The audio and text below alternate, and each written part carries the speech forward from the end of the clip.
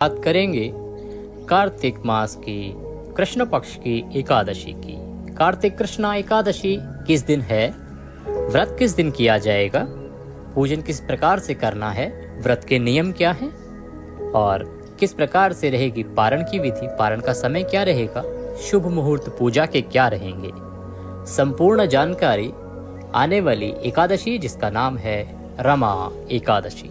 चातुर्मास समाप्ति की ओर है, अर्थात भगवान श्री हरि विष्णु जो 4 महीने के लिए योग निद्रा में गए थे, अब वो जागने वाले हैं इसी कार्तिक माह में।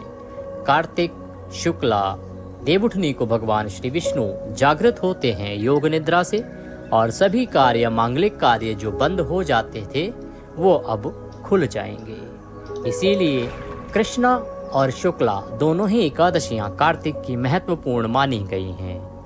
कार्तिक का महीना भगवान श्री हरि विष्णु को अति प्रिय है और इसीलिए इस महीने में आने वाले सभी व्रत और त्योहारों का महत्व और अधिक बढ़ जाता है। कार्तिक माह का महात्म्य हमारे चैनल पर प्रतिदिन सुनाया जा रहा है। आशा करते हैं आप उसे सुनकर प्रभु का आशीर्वाद प्राप्त कर रहे होंगे। कार्तिक मास के कृष्ण पक्ष की एकादशी जो कि अक्टूबर महीने में आने वाली दूसरी एकादशी होगी और दिवाली से ठीक पहले आएगी, इस एकादशी का नाम है रमा एकादशी। जानकारी की तरफ आगे बढ़ें इससे पहले आपसे निवेदन है कि कृपया कमेंट बॉक्स में भगवान श्री हरि का नाम, भगवान श्री हरि का मंत्र अवश्य लिखें जय श्री हरि, ओम नमः भगवते वासुदेवाय। इसके लिखने से भगवत कृपा प्राप्त होती है, प्रभु का आशीर्वाद प्राप्त होता है। आप सभी ने देखा है कि माताएं बहनें एक कॉपी बनाती हैं, उसमें भगवान का मंत्र, भगवान का नाम लिखती हैं। इसके 2 लाभ हैं। अगर वैज्ञानिक दृष्टि से देखा जाए तो जब आप भगवान का नाम लिखते हैं तो उससे एक पॉजिटिव एनर्जी अर्थात एक ऊर्जा उत्पन्न होती है। वह ऊर्जा आपके अंदर आपके मन को अच्छा करती है, आपके आसपास के वातावरण को अच्छा करती है। धार्मिक दृष्टि से देखा जाए तो जब आप प्रभु का नाम लिखते हैं, भगवान का कोई मंत्र लिखते हैं तो उससे भगवान की कृपा प्राप्त होती है और उनके आशीर्वाद से आपके जीवन के दुख कम होते हैं, समाप्त होते हैं। इसीलिए वीडियो को सुनते हुए जानकारी प्राप्त करते करते आपको भगवान का नाम अवश्य ही लिखना चाहिए, जपना चाहिए। जय श्री हरि या ओम नमः भगवते वासुदेवाय, जो उचित लगे आप कमेंट बॉक्स में अवश्य लिखें। एकादशी की बात करते हैं। एकादशी के दिन आपको सुबह सूर्योदय से पहले उठ जाना चाहिए। नियम ब्रह्म मुहूर्त का है, परंतु ब्रह्म मुहूर्त में उठना सबके लिए संभव नहीं होता, क्योंकि सबके कार्य के जो रूटीन है वो अलग होते हैं और सोने के रूटीन भी अलग होते हैं। फिर भी आपको सूर्योदय से पहले तो सभी को उठना ही चाहिए। उठने के बाद स्नान आदि करके भगवान भास्कर को जल देना चाहिए। भगवान भास्कर को जल देने के बाद आपका जो पूजा स्थल है, जहाँ पे आप एकादशी की पूजा करने वाले हैं, आपके घर में कोई मंदिर आपने बना रखा होगा या कोई पूजा स्थल बना रखा होगा, जहाँ बैठ के आप भगवान की भक्ति करेंगे। स्थान की साफ सफाई करें। वहाँ पे भगवान श्री हरि का कोई चित्र, कोई तस्वीर या कोई उनकी प्रतिमा है तो उत्तम है, अगर नहीं है तो उसे स्थापित करें। स्थापित करने के लिए संभव हो तो पीला वस्त्र बिछाएं, अगर मंदिर में आपके पास जगह है तो। अन्यथा कोई लकड़ी की चौकी या पटरा जो आता है, आप उसके ऊपर पीला वस्त्र बिछाएं। उस पर पहले शुद्ध जल से छींटे देके उसे शुद्ध करें। एक पात्र लीजिए, एक लोटा लीजिए, उसमें जल लीजिए, जल में थोड़ा सा गंगा जल मिला लीजिए और उससे छींटे दीजिए। फिर भगवान को आसन दिया जाता है। आसन के लिए कुछ पुष्प वहां पर रखिए और उसके ऊपर प्रेम पूर्वक भगवान की तस्वीर या प्रतिमा स्थापित कीजिए, रखिए। भगवान को प्रणाम कीजिए। अब भगवान को पद्य, अर्घ्य, आचमनी कराएंगे। 3 बार जल के छींटे दीजिए। तस्वीर को साफ कपड़े से पोंछ दीजिए। भगवान को चंदन का तिलक लगाएं। फूलों की माला पहनाएं, पुष्प अर्पित करें। वस्त्र के रूप में कलावा धागा अर्थात मौली जो आप हाथ में बांधते हैं वह तोड़ के उसका टुकड़ा अर्पित करें। घी का दिया जलाएं, धूप दिखाएं और व्रत करने का संकल्प करें। संकल्प के लिए अपने सीधे हाथ में जल लीजिए, पुष्प लीजिए और 1 रुपये का सिक्का दक्षिणा के रूप में कम से कम रखिए। अधिक आप जो भी रखना चाहें रख सकते हैं। अगर सदंपत्ति करना चाहते हैं अर्थात आप अपनी धर्मपत्नी के साथ संकल्प करना चाहते हैं तो उनका हाथ अपने हाथ के नीचे लगवाएं। 3 बार बोलें ओम श्री विष्णु श्री विष्णु श्री विष्णु। अपना नाम, अपना गोत्र बोलें। जिस स्थान पर बैठकर आप संकल्प कर रहे हैं वहां का मकान नंबर जो भी हो बोलें। क्षेत्र का नाम, शहर का नाम बोलें। निवेदन करें कि प्रभु आज सुनने के बाद आरती करनी है। आरती कपूर से कर सकते हैं, अन्यथा आप बाती से भी, घी की बाती से आरती करें। आरती करके भगवान को फल का भोग लगाएंगे। भोग लगाते समय तुलसी का पत्ता उसमें अवश्य रखें। भोग लगा के प्रसाद बंधु बांधवों में वितरित करें और व्रत के नियमों का पालन करते हुए शालीनता से दिन को व्यतीत करें। व्रत के नियमों की बात कर लेते हैं, फिर बताएंगे कि एकादशी का ये व्रत आपको कब करना है, शुभ मुहूर्त क्या रहेगा और पारण कब कैसे करना है। नियम एकादशी के 1 दिन पहले ही आरंभ हो जाते हैं। दशमी तिथि से नियम आरंभ होते हैं। आपको व्रत से 1 दिन पहले रात्रि को भोजन नहीं करना चाहिए। रात्रि को 12 बजे के बाद दंत धावन भी नहीं करना चाहिए।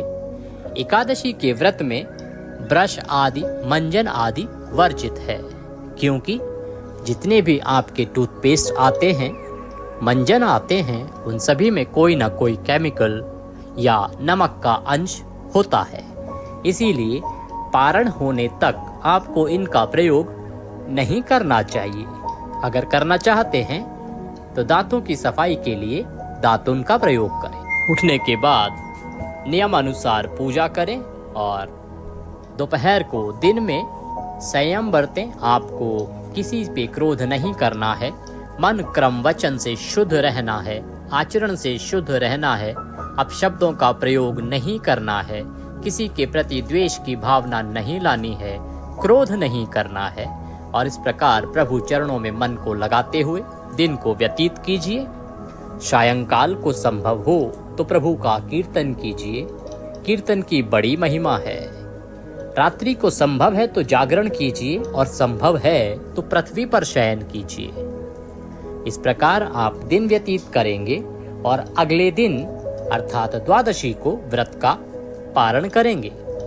पारण की विधि हम बताएं उससे पहले जान लेते हैं कि ये एकादशी का व्रत आपको किस दिन करना है। कार्तिक मास के कृष्ण पक्ष की एकादशी रमा एकादशी की शुरुआत हो रही है 27 अक्टूबर को सुबह 5:23 पर और ये रहेगी 28 अक्टूबर को सुबह 7:50 तक। इस प्रकार से इस एकादशी का व्रत दोनों दिन किया जा सकता है। सामान्यतः स्मार्ता परिवार इसका व्रत करेगा 27 को और वैष्णव संप्रदाय व्रत करेगा 28 को। जो उत्तम व्रत होता है एकादशी का वो होता है द्वादशी युक्ता। दशमी भेदा व्रत उत्तम नहीं माना जाता है। इसीलिए हमारी सलाह है कि व्रत आपको 28 अक्टूबर को करना चाहिए, क्योंकि इस दिन द्वादशी युक्ता व्रत होगा। 28 को आप व्रत करेंगे और 29 को करेंगे पारण। पारण का मुहूर्त हम दोनों ही दिन के लिए बताएंगे कि अगर आप 27 को व्रत कर रहे हैं तो पारण कब होगा और 28 को व्रत कर रहे हैं तो पारण कब होगा। लेकिन उससे पहले पारण की विधि और नियम जान लेते हैं। व्रत के अगले दिन आपको सूर्योदय से पहले उठना चाहिए। उठने के बाद स्नान आदि करके भगवान भास्कर को जल दें। भगवान भास्कर को जल देने के बाद आपने जहां एकादशी की पूजा की थी उस स्थल की साफ सफाई करें। भगवान श्रीहरि को स्नान कराने के लिए पात्र में शुद्ध जल भरें और उसमें गंगा जल मिलाएं। उससे भगवान को स्नान कराएंगे। स्नान कराने के लिए छींटे दीजिए, साफ वस्त्र से पोंछ दीजिए, भगवान को तिलक लगाइए, फूलों की माला पहनाइए अगर आपके पास है तो, घी का दिया जलाइए। अगर आपने 24 घंटे के लिए अखंड ज्योत नहीं जलाई थी तो धूप दिखाइए और भोग के लिए थाली लगाइए। भोग में इस दिन भगवान को पीले चावल का विशेष विधान है। आपको एकादशी को चावल वर्जित होता है, परंतु द्वादशी को चावल का भोग भगवान श्री हरि को उत्तम माना गया है। आप भोग की थाली लगाएं। थाली जब भी लगाएं तो उसमें तुलसी का पत्ता अवश्य रखें और वह तुलसी का पत्ता भगवान के सामने थाली को रखने के बाद रखें। आप अन्य चीज़ों से भी पारण कर सकते हैं, भगवान को भोग लगा सकते हैं।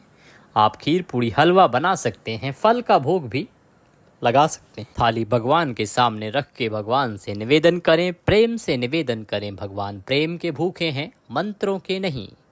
भगवान से निवेदन करें भोग के लिए। उसके बाद भगवान को जलाचमनी कराएंगे। जल लीजिए, अपने हाथ में लीजिए या आचमनी है तो आचमनी से कराएं। जो आपकी भोजन की थाली है उसके चारों तरफ जल घुमा के छोड़िए, भगवान को नमस्कार कीजिए और वह थाली वहाँ से उठा के बाकी प्रसाद में मिला दीजिए। अब हम बहुत ही महत्वपूर्ण प्रक्रिया पुष्पांजलि करेंगे, जो कि किसी भी पूजा के अंत में आवश्यक प्रक्रिया है और ये अवश्य करनी ही चाहिए। हाथ में पुष्प ले लीजिए, भगवान से हाथ जोड़ के निवेदन कीजिए प्रेम पूर्वक। आवाहनम न जानामि विसर्जनम, पूजम चैवम न जानामि क्षम्यताम परमेश्वर। हे प्रभु, ना हम आपका आवाहन जानते हैं, न पूजन जानते हैं, न विसर्जन जानते हैं। हम अज्ञानी जीव हैं। जैसी बन पड़ी हमने अपनी समझ के अनुसार आपकी पूजा की है, व्रत किया है, नियमों का पालन करने का प्रयास किया है। इसमें जाने अनजाने में हमसे कोई गलती, कोई त्रुटि, कोई भूल हो गई हो तो आप हमें क्षमा करें और दया का आशीर्वाद प्रदान करें। आप तो प्रभु दया सिंधु हैं, हम आपके दर के भिखारी हैं। आपके बच्चे हैं प्रभु, नादान हैं। गलतियों को क्षमा करते हुए आशीर्वाद प्रदान करें। इसके निमित्त जाते हुए अब आपको अर्पित करने के लिए हमारे पास कुछ नहीं है। हम पहले ही कह चुके हैं, तन मन धन सब कुछ आप ही का है। हमारे पास क्या है? मालती मलकादाति सत्पत्रांति संयुक्तम पुष्पांजलि मया दत्ताम ग्रहणाम परमेश्वर। प्रभु, ये पत्र पुष्प की भेंट है, इसको स्वीकार करें और दया का आशीर्वाद प्रदान करें। वह पत्र पुष्प भगवान के चरणों में छोड़ दीजिए, भगवान को नमन कीजिए और इसके बाद आपको किसी ब्राह्मण को भोजन कराना चाहिए। भोजन करा के दान दक्षिणा आदि दे के विदा करना चाहिए। ब्राह्मण को भोजन कराना संभव ना हो तो खाने पीने की कुछ वस्तुएं, दूध, फल या बिस्किट आदि लेके उसमें दक्षिणा रख के वह किसी योग्य ब्राह्मण को दें या मंदिर में दे के आएँ। ये दान ब्राह्मण को ही दिया जाता है और योग्य ब्राह्मण अर्थात जो कर्म कांड करता हो, जो प्रभु की भक्ति करता हो, जिसके पास आपको देने के लिए आशीर्वाद हो। और दान करने के बाद अब आपको अपने व्रत का पारण करना चाहिए। पारण के लिए बैठें, प्लेट लगाएं और 5 बार ये मंत्र जप करें। ओम नमः भगवते वासुदेवाय, ओम नमः भगवते वासुदेवाय, ओम नमः भगवते वासुदेवाय। इस मंत्र का 5 बार जप करें, भगवान को हाथ जोड़ के नमन करें और व्रत का पारण करें। पारण के समय की बात करते हैं कि पारण के लिए उत्तम समय क्या रहेगा। अगर आप 27 को व्रत कर रहे हैं तो, और अगर आप 28 को व्रत कर रहे हैं तो क्या शुभ समय पारण के लिए रहेगा। 27 को अगर आप व्रत कर रहे हैं तो 28 को पारण करेंगे। पारण के लिए समय रहेगा 1 बजे से और 2:30 तक, क्योंकि 27 को सुबह सुबह द्वादशी आएगी 7:50 पर और द्वादशी के पहले 5 घंटे में पारण नहीं किया जाता है, वो हरिवासर का समय होता है। इसीलिए पारण 1 बजे के बाद करेंगे। पारण का दूसरा नियम है कि पारण द्वादशी तिथि में किया जाता है और तीसरा सूर्योदय के बाद किया जाता है। इस नियम के अनुसार अगर आप 28 को व्रत कर रहे हैं तो पारण करेंगे 29 को। 29 को पारण के लिए शुभ समय रहेगा सुबह 6:31 से और 8:44। इस समय में आप अपने व्रत का पारण करें। ये थी जानकारी एकादशी से संबंधित। आपके पास कोई सवाल हो तो आप